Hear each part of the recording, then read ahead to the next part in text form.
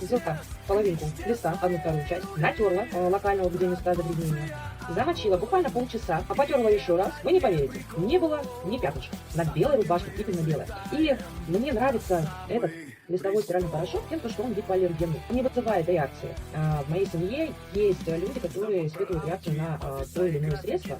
Дочка у меня младшая на обычный детский порошок, который я брала раньше, у нее были покраснения, она чесалась, и оно вообще не выполоскивалось. Я дополнительное полоскание ставила, оно не помогало.